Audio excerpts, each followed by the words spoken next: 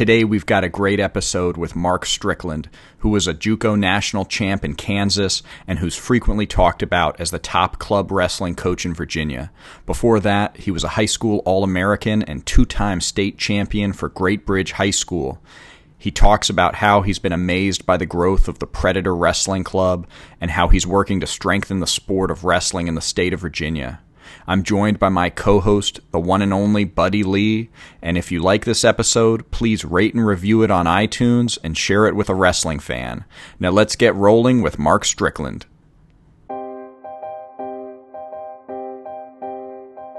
He taught me to get up when I didn't want to get up, when I wanted to quit. I had high goals, man. I've always had high goals. And so when I won it, I was just kind of like, oh my gosh, you guys are right. It's not the thrill of winning.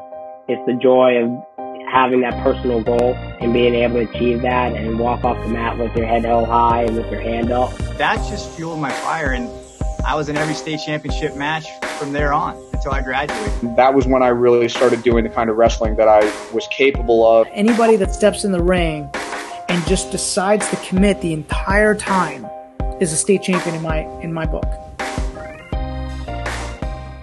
Here today with the great Mark Strickland, who has done some of everything. He was a junior college national champion, MMA fighter. He's currently the coach of what many people say is the best club team in Virginia, and he's referred to by many as the best overall coach in Virginia. And before all that, he came up through the Great Bridge wrestling system, where he was a two-time state champion and high school All-American. I'm here again with my friend and co-host, Buddy Lee, Olympian and jump rope entrepreneur, maker of the best jump rope in the world. And we're going to talk about Mark Strickland's journey to a state championship. Mark, thank you so much for being here. Thank you for having me. Welcome. I appreciate it. Thank you. Great to see you guys. I appreciate it. Very nice. Very nice. So why don't we jump right in and hear about how did you get started in wrestling? Okay. Briefly. So my dad was military and he was stationed in Norfolk. And he was looking for a house and found one in Chesapeake. We really didn't know anything about wrestling. We were baseball players at the time. And we stumbled into the Great Bridge program, which was already an extreme dynasty at the time. Wayne Martin was the head coach. Old man Martin was in the room every day. Steve was still at Iowa at the time. His brother Billy was, and David, all those guys were in the room. It was a great program at the time. And I was fortunate enough to go into that like in 7th, 8th grade. And that's how it started. I was very fortunate, really. I mean, honestly. So one of the reasons I was really excited about this interview is that Buddy didn't come up through Great Bridge, but he knew the Great Bridge system and, all the people you're talking about. Right. Oh, yeah. Virginia. Definitely. Yeah, the Grammar system has touched so many people's lives and stuff like that around the world. So, yeah, I've spent my time with the Martins at their farms, staying with them. Wayne Martin was my workout partner at Old Dominion, and he could run like a rabbit. Did he used to run with you guys as a coach? Oh, absolutely. You're right. You couldn't beat Wayne. No, he did run like a rabbit. He still does to this day. Amazing runner. Yeah. Right. So you're blessed to have a coach. It's interesting also that you said you did you were involved in baseball before wrestling. So did you start wrestling in 7th grade, did you say? I actually started wrestling at the very end. My first full year was 8th grade. Right. I played baseball. We were stationed in Guantanamo Bay, Cuba. I had not been introduced to wrestling. We were baseball players. Interesting. Yeah. Right. Interesting. So, because we talked with Stacy Woodhouse, who also went through Great Bridge, of course, was I think another two-time state champion, and he started out in baseball too, and thought about sticking with baseball before really committing fully to wrestling. Did you think was it a tough decision to switch from baseball? Well, actually, it wasn't. I mean, I was fortunate. When I was coming through high school, I still played baseball in the off season. I'd go baseball 6 weeks right after the season and go back. But the thing about wrestling was, it was such an individual thing and we were in such a great situation. So I was able to dabble in baseball, but wrestling definitely completely took over. I mean, like a force, Yeah. Individual just you and the other guy, and just so much you learn about yourself as a person. It's not a team sport. It's more or less like working on the self, and learning about your weaknesses, your strengths, and then finding the courage to go back out there and kick some butt when someone's, got something over on you, like a, like a 1 point win or whatever. It's nice going back to the drawing board and preparing yourself, and then, becoming victor, and I think that's what makes the sport very, very special and attractive, because you really learn a great deal about the self and what your capabilities are. So, so you would play baseball for, you said something like 6 weeks a year, something like that. But Right. I see. And then were you wrestling year round other than that? I was. I know it's unheard of now to back then there were multiple sport athletes, and baseball was just right after the season was 6 weeks. I'd wrestle even through that time, and then back to the Granby School of Wrestling all summers. And, you don't hear about that anymore with the specialization of things. There's no time for those 6 weeks, but I really enjoyed that. I did. Did you ever think that, being a baseball player versus wrestler, do you think that you could have had a college career or a professional career as a baseball player? Do you ever look back and think about that sometimes? When I was younger, I was a pretty good ball player, but I noticed that as wrestling came into my life, my baseball started to slip. Like it turns out, to be good at that, you got to do that all the time too. I couldn't hit as quite as well. I didn't do it as much. It became a little bit of an activity, just to kind of get a short little break from wrestling. But yeah, I got to say no, probably not. Nice. Yeah, when I was talking to Stacy Woodhouse, he said he had a bit of a shoulder injury, and if it wasn't for that, and at one point he was getting recruited by a minor league baseball team, so he could have played in college. He could have, but his, he was really bought into the Great Bridge system, and it was and he was coached by Steve Martin Moore, who was back from Iowa at that point. And right. I think the pull of Steve Martin, at one point Steve kind of said to him, you know what, you gotta commit here. you gotta go all in on wrestling if you want to be great. After, I actually went back and coached with Steve for a couple years after college, and Stacy was on the team. Him and his brother, great family. Dad's still the head ref here in Virginia. Real wrestling people. Stacy's a great kid. Yeah. He was super tough too. Super tough. Yeah. So tell us about your high school career. What was your freshman year like? Well, I started wrestling in 8th grade. We had a really big group of hammer young guys coming out of middle school, and I couldn't make the middle school team in 8th grade, but I really liked the sport. I stuck with it. Going in the freshman year, they didn't think I was going to be the guy. I ended up by December beating a senior off the team. It just kind of came natural for me. So I was able to get into the lineup as a freshman late. I finished like 3rd in the district, 4th or 5th in the region, didn't qualify for state. You got to you got to know what it feels like so you can get hungry, That's exactly what it was. I was young, and back then freshmen were freshmen. Now they're super freshmen. These guys have been wrestling since birth, but back then there was some growing pains you had to go through. That's right. Yeah, but now freshmen are not like that. They need a new word for these guys. But yeah, so then my sophomore year, I was starting to figure things out. I had a great start. I was like 30-0 or something. And honestly, I was around some older guys on the team and developed a little bit of I was cutting. Back then, there was a lot of weight cutting. And sadly, the true story is I developed a little bit of a eating disorder during that time. And my little body just couldn't take it. And then I made it I did qualify for the state tournament, but I got majored first round. Back then, if then that guy gets beat, I'm out. Back then, it wasn't double elimination. So that was, them first 2 years were really a lot of growing pains, But I remember at that time, strong relationship with my father. He was just kind of looking at me, and he kind of knew I was figuring things out, but I wasn't doing everything I was supposed to be doing. And it was at that time when Steve came in from Iowa, and I had made a decision. Okay, I'm mature enough. I'm going to do every single thing right. And I became just absolutely obsessed with everything, with doing everything right. And then from there, there was a real climb after that. So where did that obsession come from, do you think? Was that just something inside of you?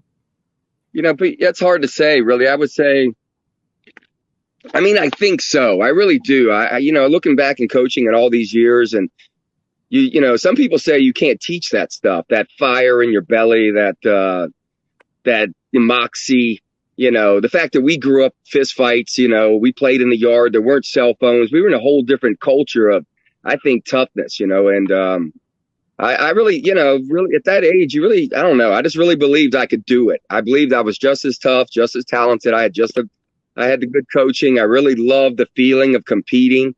I had idols. I really looked up to the Brands brothers at that time and how they would just destroy people and never seem to be tired, and how they would push themselves in weight rooms and, extreme everything, just extreme, obsessive. And, it really took over for me at that point. Yeah. Back then there weren't all these 1,000 national tournaments. Right. There was these local stuff, but my dad would always take me, and he would always do it right. He wouldn't say, he wouldn't shame me. He wouldn't, he knew I could do it. I really wanted to make him proud. He was a powerful force in my life. It really was. My father to this day had a strong impact for sure. Once we moved into Great Bridge, my dad kept us. We were able to stay there. Now, right when I graduated, he had to leave, but with my mom, a sister. But I was able to stay in Great Bridge from 7th grade to 12th grade, which is probably the longest I'd ever been anywhere. Wow, that's lucky. It was lucky. we got in there in the middle of 7th grade, and we were going to have to leave around my 10th grade year. Somehow Pop worked that out, but it was very real fortunate. Well, and he loved wrestling. So he was not a wrestler himself, but he was, I'm sure by your 10th grade year, he was pretty excited about the whole thing. He was, he was my biggest fan. He really did. He was an aggressive kind of guy, wasn't exposed to wrestling, but was drawn to it. It was like a family kind of pride thing. I really often thought of that. I tell these kids that too. It doesn't quite resonate as much, but your family name, why is their family better than my family? It was really like a lot of pride to that back then.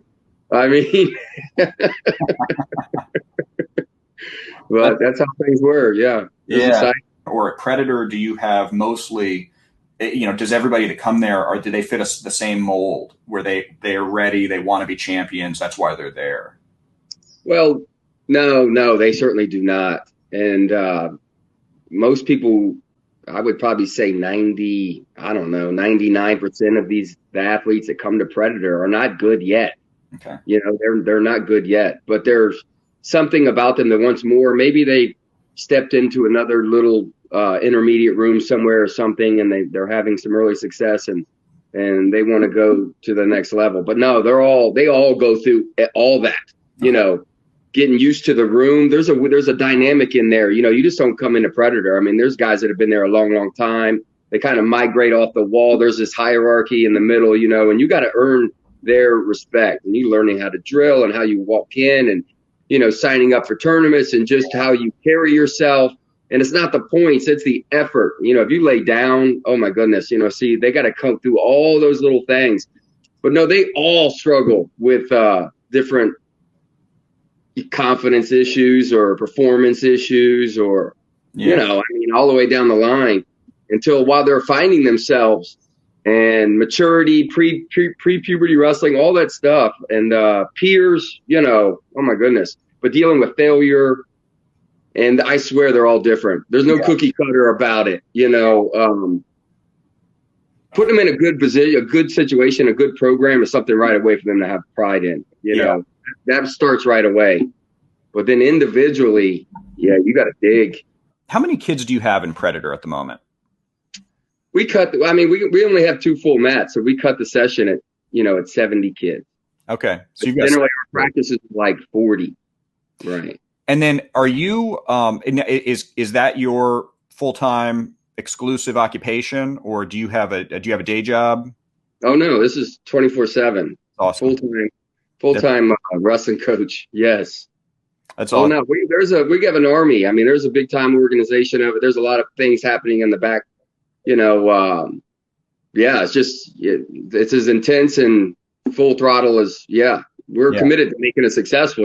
But there's a lot of moving parts. Yeah, I'm smoking the wheel kind of thing. Yeah. And do you want now? Are you and I apologize if you already mentioned this, but so you're at about 70 right now, 70 kids. Do you and you've got 2 mats? Are you growing beyond 70, or is 70 the right number? We like it like that. Okay. We like it like that. We there's been all types of discussions over the years about Predator 2, Predator East, and all that stuff. And anytime we worry about watering down the product. We have a great staff. I mean, the staff is amazing, and we are by far the best when we're all together. Yeah. So we're not about, no way are we about the numbers or the money and all this growing. Yeah. I mean, we still are an intimate wrestling club. We're all in there doing it together in one practice. There's one team, Now, we did start an intermediate group, which we're excited about. But that's a whole different little entity. Yeah. But no, we're together. We're not in that we could be twice as big, Yeah. I mean, I think it's great for Virginia wrestling to have clubs like Predator. And I think, there have been, more of them over the past, I guess, decade. When I was wrestling, there weren't as many. I was wrestling in the 90s. And, I was just in a club last night, just dropping in locally. And, I thought to myself, I really wished that there was a club like that where you could just go in, you could wrestle, you could learn year round. So I think it's a really good thing for the sport. Now, you made a comment when we last spoke, though, about how when you were wrestling, it was a little different. You wrestled and, you started, I think you said your 8th grade year, essentially like the end of your 8th grade year even.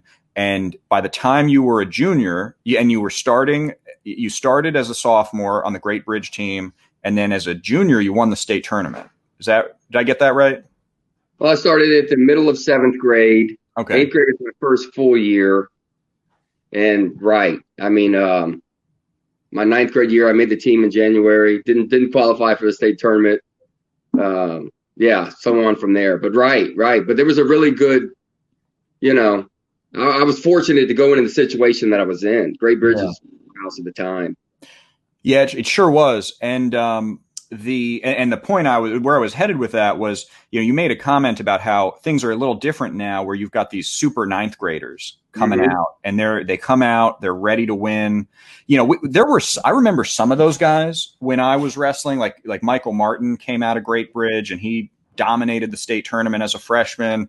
I think maybe Frischkorn and there were a handful of these guys who did that, but can you comment a little bit about how that, how that's changed over the years? Like how guys are getting so well prepared.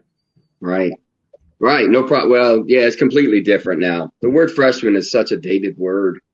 I mean, the specialization in sports alone, but also in wrestling, the opportunities that they have, we did not have. Yeah. I mean, they can go to a national tournament all over the country every single weekend of the year. And it's covered by Flow and it's all this, but also these young kids are on these big, big stages, but they're also specialized. So we're doing, they're doing private training and watching film and fixing and then all this, hardcore specialization that the speed thing is all along. And then they're in with older guys, like there's 7th and 8th graders that are they're phenomenal. Yeah. 6th graders that are just phenomenal. And they're just waiting for puberty to get some muscles because all that wrestling's in there. And when they hit the stage, they are super ready. But I really think it is that the specialization of the training, the fact that they have these national events. I mean, they're traveling all around the country, Pennsylvania, New York, New Jersey, and they're on these big pressure situations and they're getting comfortable, So by the time they hit the stage, it is a whole different. I can't imagine how many matches they've already had. Yeah. 1,000, maybe.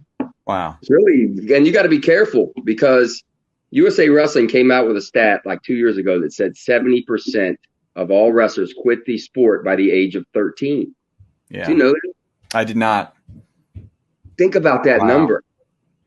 Right? So they start them out too early and then they burn them. Yeah. They're on the Facebook, but look at my trophies. But anyway, if you're not careful with each level, from the elementary to the middle to the high school, then beyond in college, that developmental years. So USA Wrestling puts it on like a USA card lost money thing. Yeah. And then they think so they're warning coaches to be really careful with these young ages. But they're competing at 4 years old. Wow.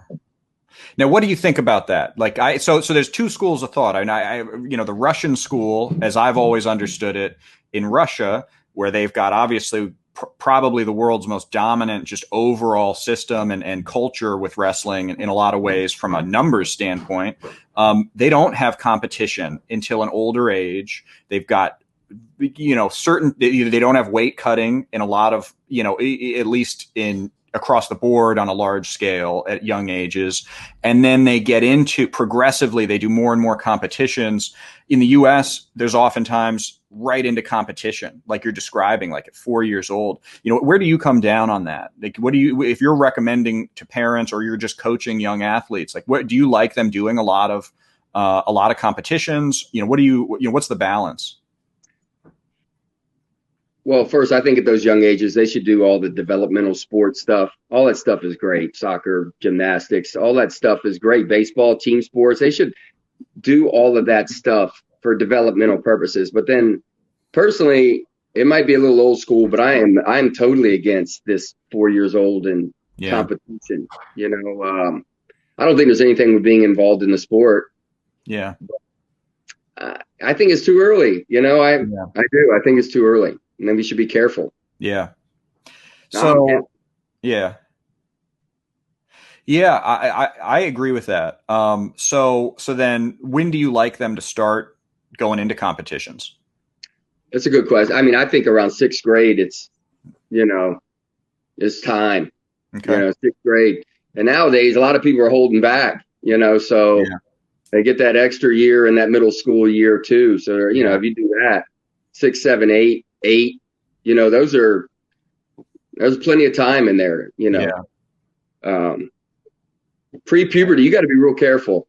Yeah, I agree. So when you were, starting in 7th grade, I'm sure you did probably like county tournaments, stuff like that. Like what kind of tournaments did you do when you were getting started? Right. We didn't have this national travel schedule, I mean, we did the local stuff. That's what we did. Yeah. And we practiced a lot and we did the local stuff, but the local stuff everybody would go to.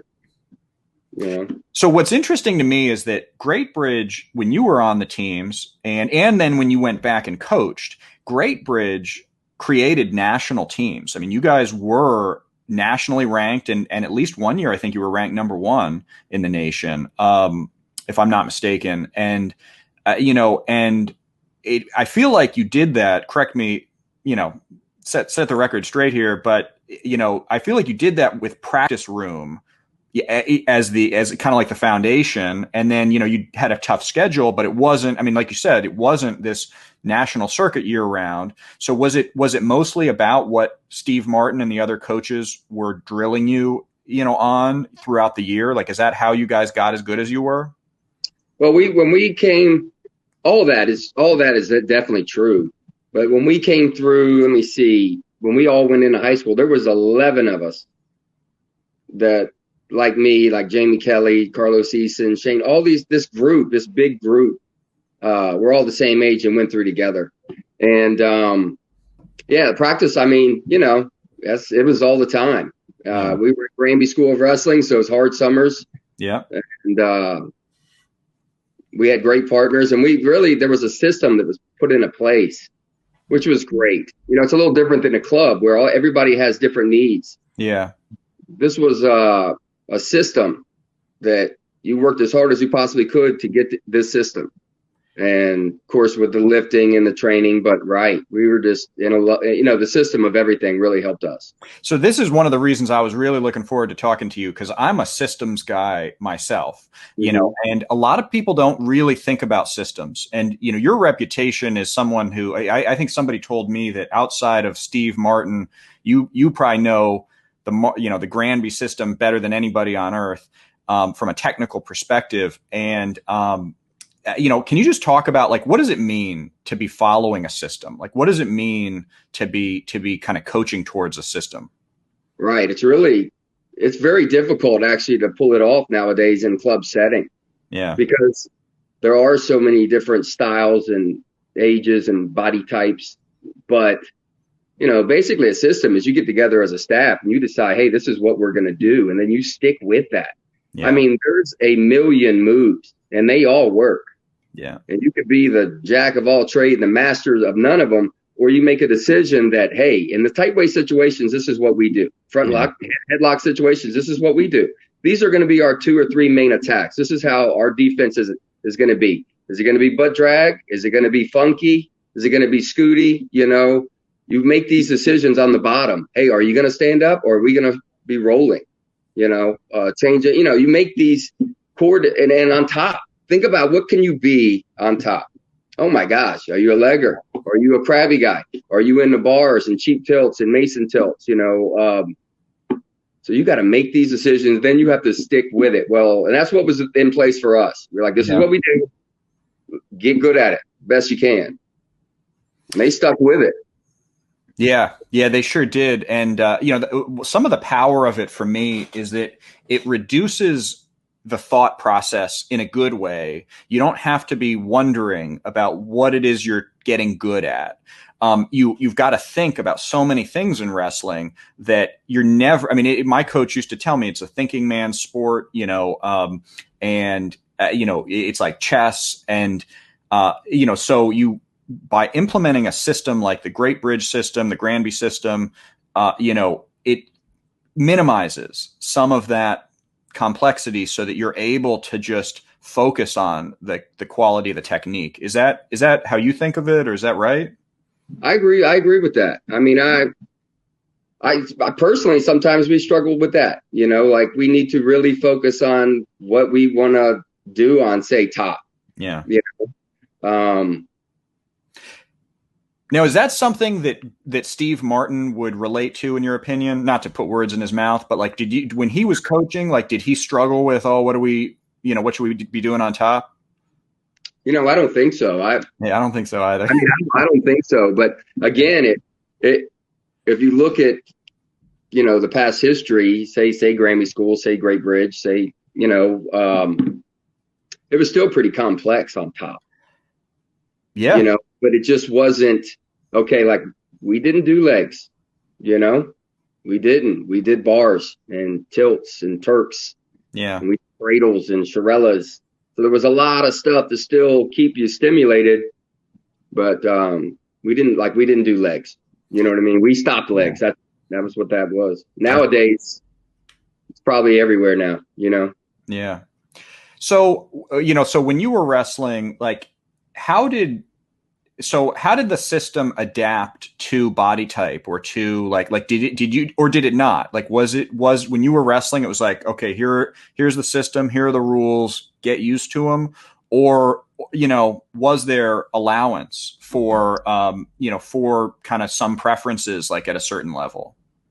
Right. Like Wayne Martin was really, really good at this, understanding certain strengths of certain body types, and certain technique didn't fit everybody. I think they were great at it. They knew how to take guys to the side and make it work. Yeah. For, if you were like really lanky. Yeah. Like I remember Carlos Eason was really, really lanky. This guy was really tough. He won Iron Man his senior year. He wrestled 40 Cornell, really, really good, but super lanky.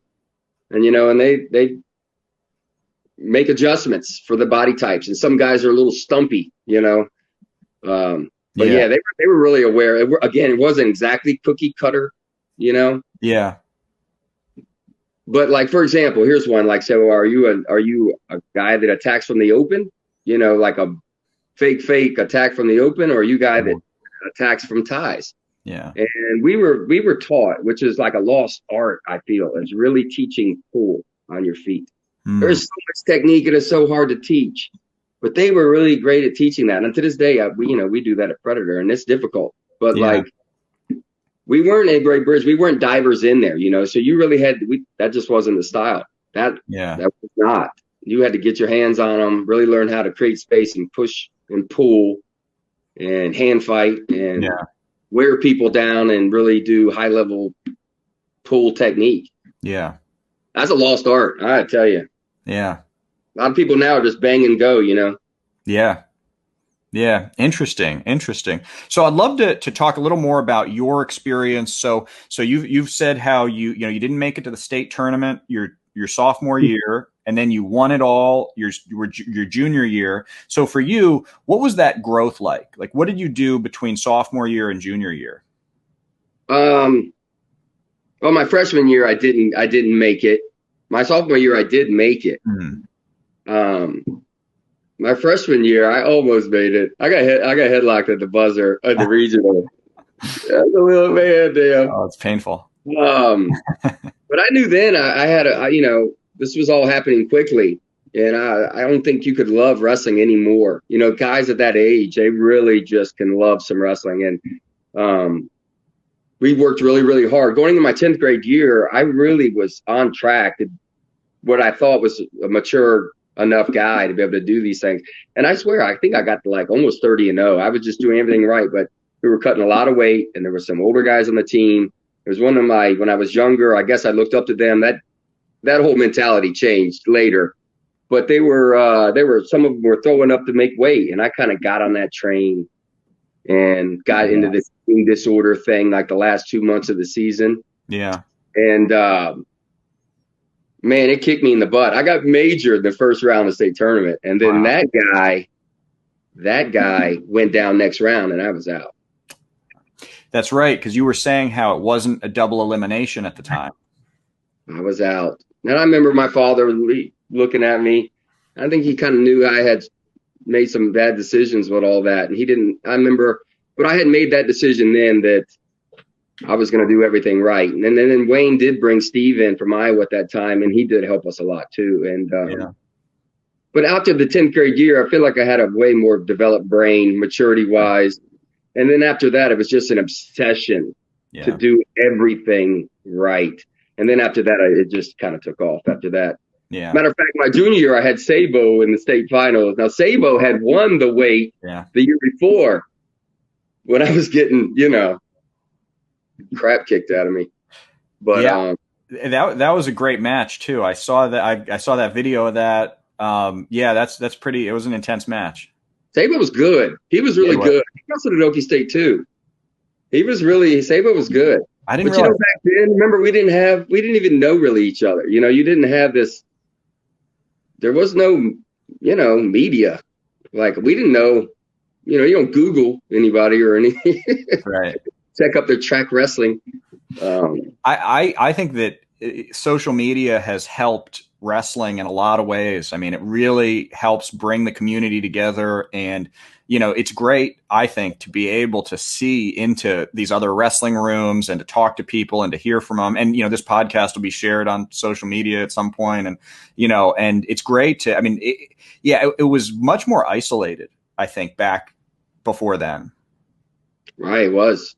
We were actually fortunate at Great Bridge in Chesapeake. I mean, it was of course. Crowds were full. But as far as outside of Chesapeake, we didn't really, Yeah. But we had big crowds with cheerleaders. We had everything was televised. You had interviews, nicknames, There was a great following in the media at that time. Yeah, Do people still call you the Terminator? Just jokingly, jokingly. Yeah. I was talking to Frank Lapoli, and I'm pretty sure he's the one who, as I understand it, he's the one who gave you that name.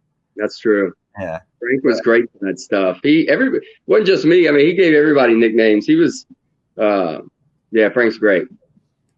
Yeah. So in terms of your progression as a high school wrestler, it sounds to me like it was year round, except for baseball. You'd spend a few weeks of the year essentially, playing baseball, which you think to this day was a good decision to give yourself a little break. But then it was an obsession. Other than that, year round, it was all about wrestling. And you really were lucky to be part of a program where if you wanted to wrestle year round, you basically could as much as you wanted. Absolutely, yes. I mean, that was it really is our family. You know, these were our friends, and that's what we love to do. We really push each other, and we wanted to be number one in the country. You know, of course, we all wanted to be state champions. It was very important to us, but we were on national rankings at that time, and we believed that we could achieve. We all, 5 guys off that my team all finished D1. 5 dudes. That's pretty tough. All 5 finished, did it. That's a pretty tough team if you think about it. Yeah, I do. That is tough. Can you still rattle off the names? Do you remember all the? Yeah. Shane Darnell finished at ODU. Jamie Kelly was at ODU. Carlos Easton was at Cornell. I finished at ODU. Yeah. Carl Perry finished at Illinois. We were all on the same team my senior year. Yeah, that's a real tough team. There was actually a 6th one, Josh Fannin. He finished at Old Dominion, but he was a year younger. But, anyway, there was 5 that went, did it full time all the way through, and finished. Yeah, yeah. Congratulations on an amazing career and just doing amazing things with our kids, transforming these young boys into men. And it's nothing greater than to have a coach that, can walk the walk and talk the talk. And, and I understand your journey in terms of having the amazing opportunity to be trained by the Martins. These guys are very scientific wrestlers, and then going to a powerhouse. I think it was Oklahoma State or Iowa. Which one was it? I went to Okie State. I went JUCO first, and then Okie State, and finished up at ODU. Yeah. So is that under John Smith, right? Was that under John Smith? Right. Yeah. So me and John, we never got our chance to rumble in the jungle and stuff like that. But he did it in freestyle. But anyway, just great to have you on. So let's pick up. This has been my life for over 30-something years as a wrestler. So I can just freestyle and just ask you all kinds of stuff because I understand, how you made the transition from, having the opportunity to be exposed to the Grammar School of Wrestling, then going to Oklahoma State and picking up these different methodologies, which has really, really made all the difference in your coaching. And I'm pretty sure that you kind of mix those things together and you kind of, present them to the kids. And, I think they're really blessed to have a coach like you. Oh, thank you. I appreciate it. You're right. I am fortunate in that way because out West was a complete, even when I went to the JUCO, I was in Kansas. And there were so many Okies on the team at that time. Yeah. And John was just killing it at that time. This was 1994, 3, 4, 5. And everybody had the singles going, the knee dips going, real slicky, But it was fun to learn the different, because Steve had come from Iowa. So then you have this style, plus the Granby style. That's all right. Kind of working to blend together there was really, it was stimulating, Yeah, it's the way I look at it is that athletes are a product of their environment, and the environment has a lot to do with type of coaching methodologies. When you think about the Martins, I don't look at them as being like, the Granby is what the father, Mr. Martin Sr., he came out with, but they kind of discovered that from a wrestler. And the Grammy style of wrestling was developed for the weak wrestler, But then when I came in the era, they were basically analyzing and breaking down the top wrestlers on the planet from Japan, from Russia, from Iran. They were breaking down their techniques. So the way I look at the Martins and the Grammar School of Wrestling is the ability to break down technique and show you step by step how to execute the perfect double leg or a single leg or the jab double or the Lieberman's duck or whatever. And so I think that's kind of great. And then going from, like you say, Steven, that's like just how to go from point A to Z, 110% nonstop. That's the Iowa wrestling, Right. So you get a taste of that. And then, like you say, Oklahoma State, where you basically attacking everything from the knee to the ankle, from the knee to the ankle. how do you wrestle down there? Oh my gosh! So that makes you a great coach. Makes you a great coach, man. It was interesting, and the way to this day that that methodology of understanding filming everything, watching things in slow motion, breaking it down to 1, 2, 3, understanding that if you don't correct, it will just stay there forever. You got to see what and as an athlete, these kids can get addicted to that. Their coaches can break all that stuff down. But I mean, I was taught that there was always film on everything. Just film. That's right. That's exactly right. So when you're talking about, go ahead. I'm sorry. So when you're talking about film review, are you talking about you would do a ton of watching your own film and breaking down, like they would film you and your matches and then do that to correct mistakes? They film everything. Practices. All practices were filmed. Yep. All matches were filmed. But you watch film of, like Buddy's saying, everybody from around the world too. I mean, and we'd go out to the farm, we'd work out, we'd go in, and you review the workout, but also then all these other film was just mega slow motion, always going everywhere.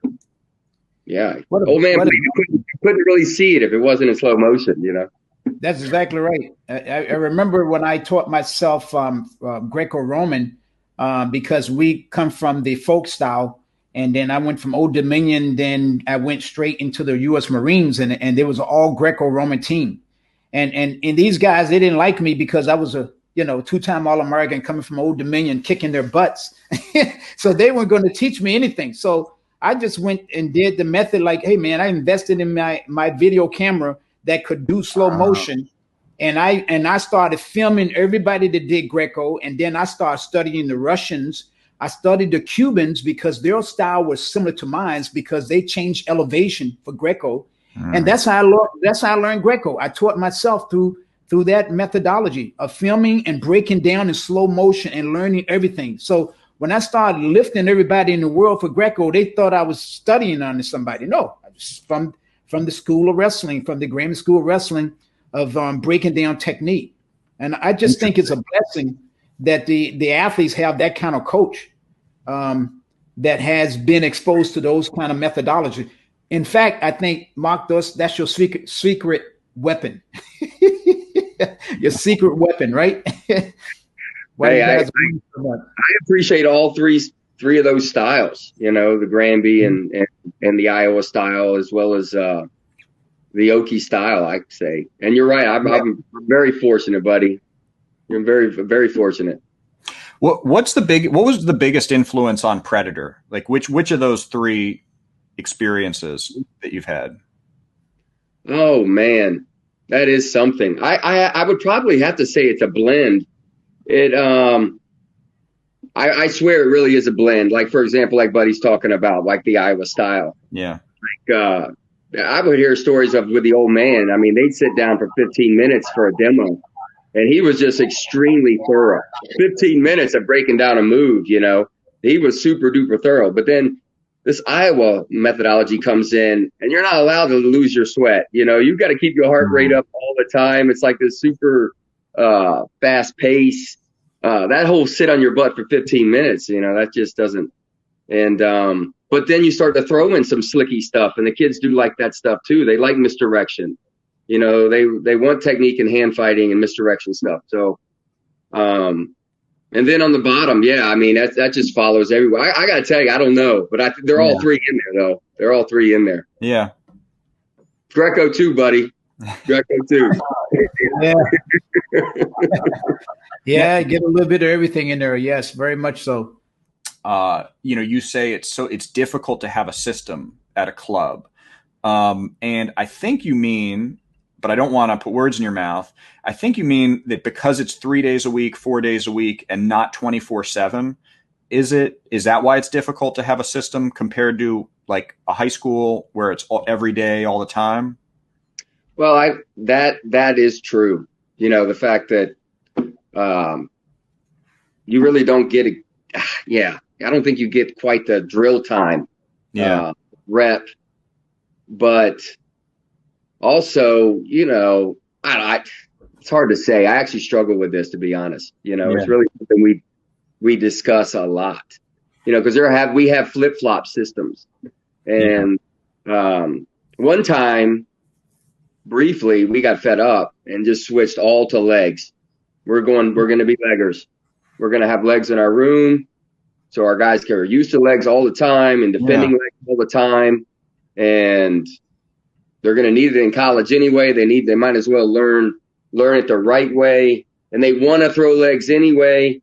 That did not last long. We did not stick with that. You know, we were worried about losing. You know, it's important to learn the basics of pop before I get into all this stuff. You need to learn how to tilt people up, turn people up, you know, cradle people up, these inside bars and cradles and turks, you know, all that stuff is, so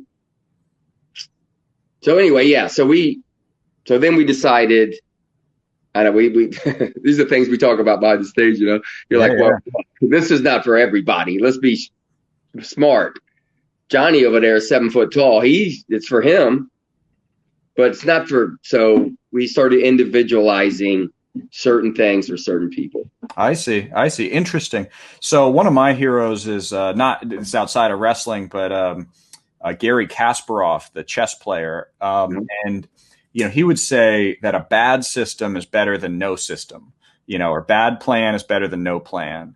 You know, at some point you got to make sacrifices, and then you start getting the benefits of just that system in place. You know, whatever it is, the imperfect system, you know, it really starts to pay off, but you know, once you stick with it. So that's interesting. Right. And you can branch, and you got to be careful with that. I mean, it's very common to see guys that can drill 10 things on top and make it look just beautiful. When they get in the match, it is not there. Yeah. You know? But there's another thing. There's a couple along the same lines with this discussion. It's interesting you say this, because we talk about this all the time. But so we have a couple guys in our club, and one, his name is Mitchell Faglioni, and he's a freshman this year. But anyway, Mitchell learned a Turk like 3 years ago, right? Just a Turk.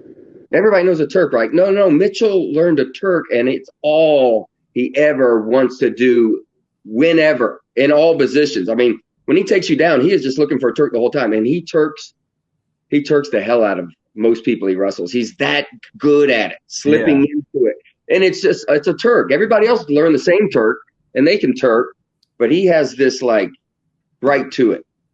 And it makes you think, man, we should do nothing but Turks. You know what I mean? I mean, it's just amazing to watch this, where other guys have, their brain is shifting, you know, floating through all reactions to, maybe I'll do this and maybe I'll do that, and real no direction. And we have another guy that rides a Blair rider, inside bar, and he's the same way. He knows he's going all out for that. It's one thing, but he can turn you on both sides. He can pin you too. But that's what he's doing. He's not doing anything else, you know, like it's right to that.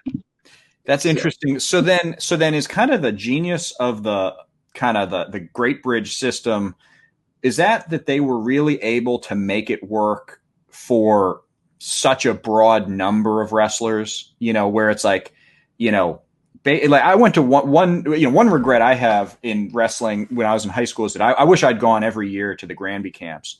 And, you know, I went once and I gained a lot, but I really just got a taste of how good the system was, you know, was kind of the genius of it that it worked so much for so many people. You know, maybe it wasn't the best thing for every single person, but it was pretty darn good for almost everybody who tried it. Yeah, I did Granby for 33 straight years until COVID hit. I mean, we did it all summer long. You know, 5 weeks back then from Sunday to Friday. And that's the thing. I mean, you're wrestling 10 hours a day. I mean, 2, 4, 6, 3 sessions, and you got the live. Plus, if we're doing running and lifting after the second session. I mean, and it was just so what that allowed was the learning happened then. And then when the school year would come around, you know, most of that was drill time. There was correction time, don't get me wrong, but the learning of the system of what we were going to do, and the reps and all that stuff was handled then. Yeah. Yeah. I see. Yeah, that's fascinating. It's such a powerful system to be able to have, where you're able to learn in the off season and then drill during the season. Right. I mean, you're getting that rep time.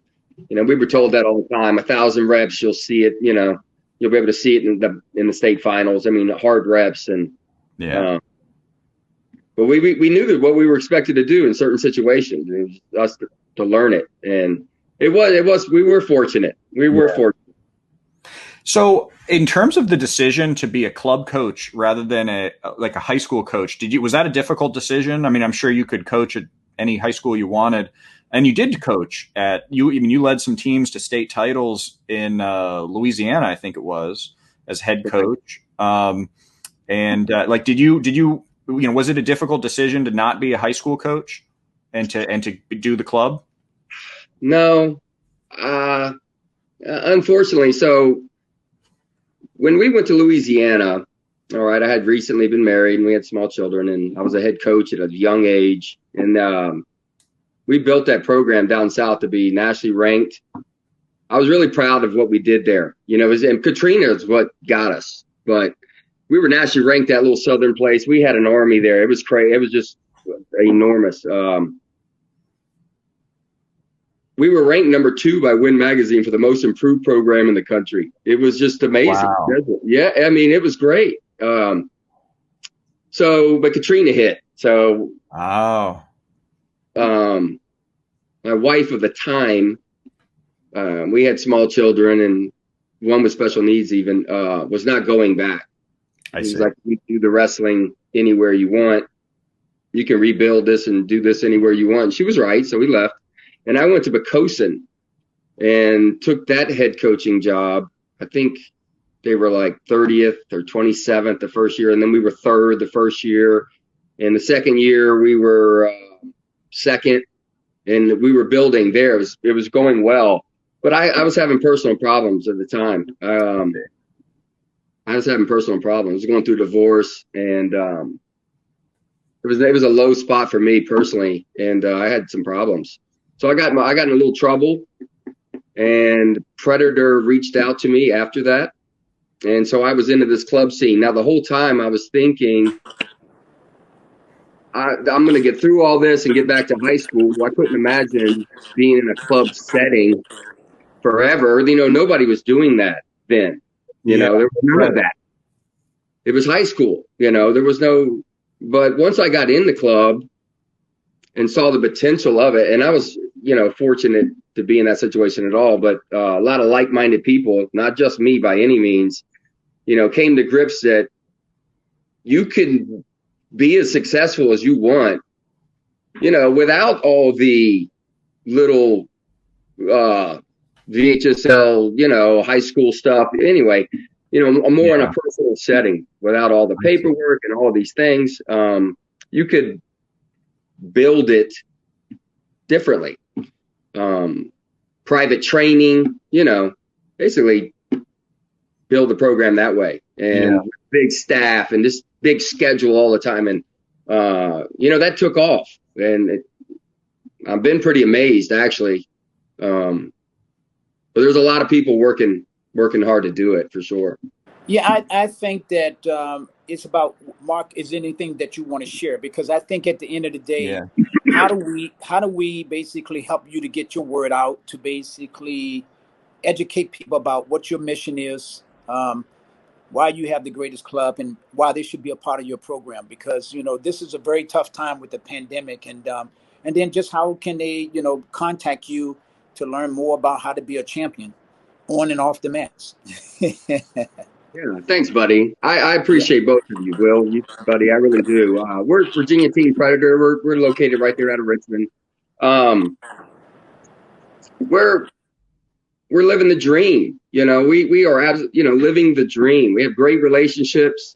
We are a family. We're still old school in that way, where they come in young and they stay with us all the way through. I love when our college guys come back. I mean, that's how long we've been with them, and And that's really our goal, is to let's get them to college. We see wrestling as a vehicle for success. You know, you're not going to be able to turn in your gold medals to pay rent. We want them, you know, to be educated and happy and balanced. But it's a great, great life. I mean, it's a great life. These kids have all kinds of different things they could be getting into. But you can fall in love with wrestling, and it can help you academically, and it can just help you all around. I'm around a lot of like-minded coaches who have a lot of passion. And we love the club setting that you can travel around to Pennsylvania and New York and all these places and have all these experiences. We're really proud that we care about our athletes. We really care about it, you know. And for years, we've been worried about the state of Virginia. Honestly, we've been worried. Yeah. And we've worked on the national teams, and we've worked with coaches to try to get this cooperation going. And we have five. We have 4 Division I, you know, colleges in this state. And sometimes we don't get the best reputation, you know, so we believe we can go with these guys and win these guys, you know, do that. So we try to help the state. But yeah, we're really proud, and we're definitely living the dream. I appreciate you guys very much. It's been a great life. Yeah, so let me ask you a follow-up question on that. So I'm a coach in Virginia. I'm a relatively new coach. What's the most important thing to make it so that Virginia wrestling continues to improve? You know, what in your opinion is it that coaches should be doing, you know, that people in the community should be doing? Like, what do you want to see happen to help Virginia excel in wrestling? Well, that is a good question. I could go a million different ways with that, but I miss the days of,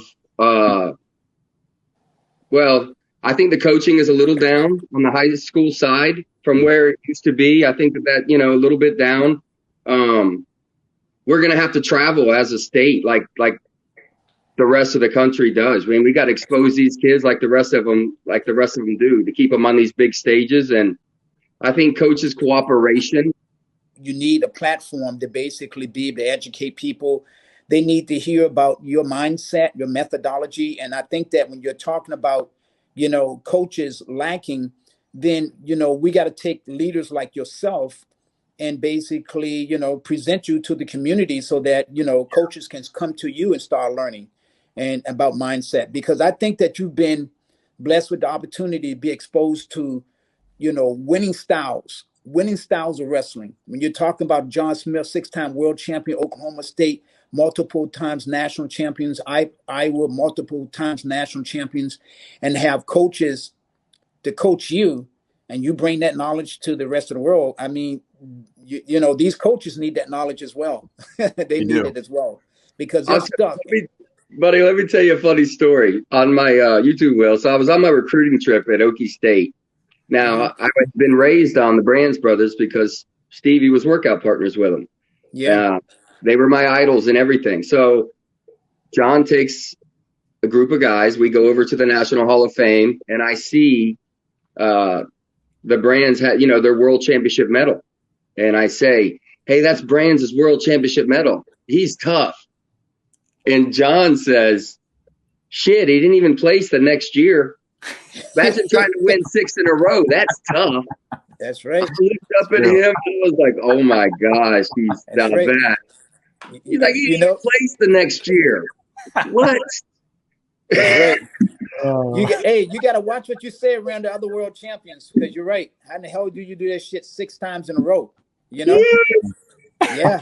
I was like, man, this is a whole different level here. It's a whole different level, man, to be consistent, especially when you're talking about freestyle and you're talking about dealing with the Russians, and then with the Soviet Union when it broke up in 1991, in 92, then that's when everything changed after that. And then John was winning world titles after that, you know, against the tough Russians. I mean, it's just like when you're talking about Russians, it's like going against the wrestling book and steroids sometimes. You know, but still, the fact that you got exposed to those kind of coaches and stuff, and you bringing that to the state of Virginia, and I don't know, did you wrestle Greco? Did you have any Greco experience? Buddy, I did, and it's in our club, and we've always, the way we do it is they're required to wrestle Greco all the way through their cadet years. Wow. and they have to do it. It's part of the development, and for some of them, they get addicted to it. You know, I mean, high flying, buddy. I mean, but they learn all those positions, and if you're not comfortable up top, then you're going to be exposed. Or you can add weapons, but it helps them with their parterre and more front headlock stuff, but also being comfortable up there. Oh yeah, well, all respect. So this club, Predator Club, is supposed to be the #1 club in Virginia, right? I've heard, That's what people say. Yeah, that's what people say. Well, That's let what me say. give a shout out for you on behalf of Mark. I know you're not going to say it.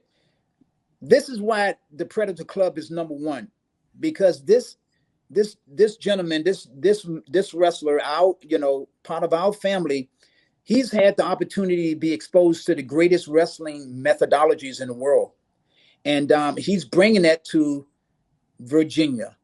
I mean, when you think about the Grammar School of Wrestling, that's one of the things that they lacked. They didn't know anything about upper body, so they didn't teach it. So just to have a coach being able to teach Greco-Roman, combined with the John Smith style, combined with the Iowa style, with the brand style, and then his own methodology, then you got a serious coach here. So I like to just say we're really just blessed to have a coach of your caliber, your mindset, and then of course your background, being raised by your father military. I know that you got everything in line. Yes, sir. Oh, Very thank you. blessed to have I really do appreciate that. That's very kind words. I've been very fortunate. I have, and I really do appreciate that. I like to say, rest in peace to my good friend Jamie Kelly. He passed away last year. He wrestled at Old Dominion University. There's a big golf tournament August 20th. It's going to be every summer. He was one of those just phenomenal people, and we miss him. We love him. We want to always include him in these kind of things, That's August 20th. Yeah, August 20th. What weight class did he wrestle? He was 150. We graduated together. He went 2-2 in 1998 NCAA's. He was at 158. Wow. He's from Great Bridge also, Wow. Nice. Great condolences to him and the family. Yeah. We got to celebrate him. So, I got a question with the club. You're located in Richmond, but right now you guys aren't wrestling right now, are you? We're wrestling. How many people you have in the club? Well, we have 4 sessions, and then we cut it at 70 per session. And our practices are around 40, Okay.